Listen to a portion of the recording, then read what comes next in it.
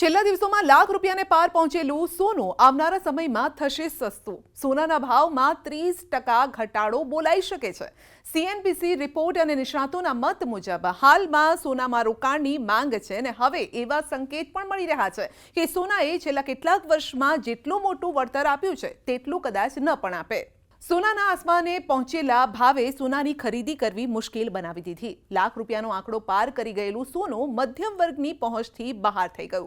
લગ્ન કે સામાજિક પ્રસંગો સમયે પણ લોકો મુહૂર્ત પૂરતી જ ખરીદી કરી પ્રસંગ સાચવતા જોવા મળ્યા. પરંતુ સોનાની ખરીદીમાં કરકસર કરતા લોકોની ઇંતજારીનો કદાચ અંત આવી શકે છે.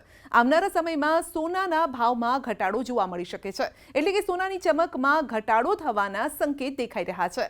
આ દાવો અમે નહીં પરંતુ માર્કેટની સ્થિતિને જોતા કેટલાક એક્સપર્ટ્સ કરી રહ્યા છે, જે મુજબ સોનાની ગતિ ધીમી પડવાની છે. રોકાણના દૃષ્ટિકોણથી સોનાની માંગ નબળી રહેશે. તેનું કારણ છે વિશ્વભરમાં ચાલી રહેલો સંઘર્ષ. ઈરાન અને ઇઝરાયલ વચ્ચેના સંઘર્ષની શરૂઆતમાં સોનામાં વધારો જોવા મળ્યો હતો, પરંતુ પછીથી ભાવ સ્થિર રહ્યા. આ સૂચવે છે કે યુદ્ધની અસર સોનાની કિંમતો પર જોવા મળી રહી છે.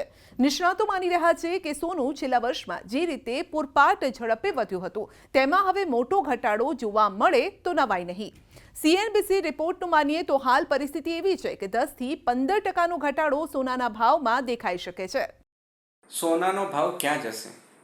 એક બાજુ લાખ રૂપિયા તો ક્રોસ થઈ ગયો છે, એટલે બે પરિબળો ધ્યાન ઉપર આવી રહ્યા છે કે એક સેક્શન એવું કહે છે કે ના, હવે પ્રાઇસ કરેક્શન આવશે અને સોનાના ભાવમાં ઘટાડો થશે, અને બીજા ચિંતકો એવું કહે છે કે ના, સોનાના ભાવ વધશે.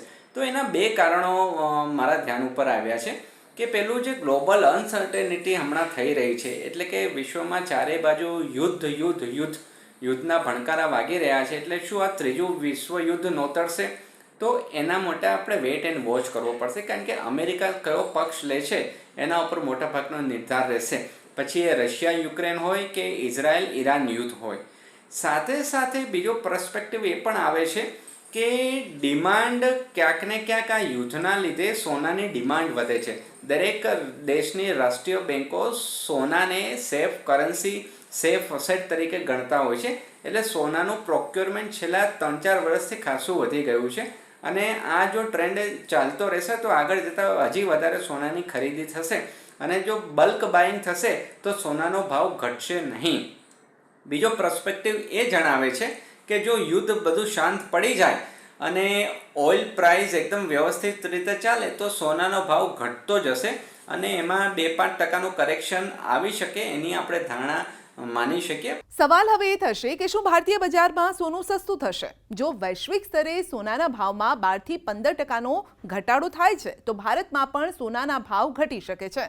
સોનું ઘટીને 80,000 થી 85,000 રૂપિયા પ્રતિ 10 ગ્રામ થઈ શકે છે. અને જો વૈશ્વિક બજારમાં સોનાનો ભાવ 30% ઘટે તો ભારતમાં સોનાનો ભાવ ઘટીને 70,000ની નીચે પણ પહોંચી શકે છે. એઝ અ નિવેશક તરીકે લાંબા ગાળાના ટ્રેન્ડ ઉપર હું આધારિત રાખું તો 1964માં મારું સોનું 60 રૂપિયા હતું, 2000ની સાલમાં 4000 રૂપિયા હતું, અને 2025માં 1 લાખને પાર કરી ગયું. એટલે લાંબા ગાળાના પર્સપેક્ટિવથી જો હું વિચારું છું તો સોનું હંમેશા ઇન્વેસ્ટમેન્ટ પર્પઝ માટે આપણે લઈ શકીએ, અને એના મલ્ટિપલ બેનિફિટ આપણને થતા હોય છે કે સોનું ગોલ્ડમાં એઝ અ ઇન્ડસ્ટ્રી તરીકે પણ આપણે વાપરી શકતા હોય છે, ઇન્ડસ્ટ્રીયલ યુઝેસ થતું હોય છે, કોમર્શિયલ યુઝેસ થતા હોય છે, અને વાર તહેવારે સામાજિક પ્રસંગોમાં આપણે સોનાનો વપરાશ કરતા હોઈએ છીએ.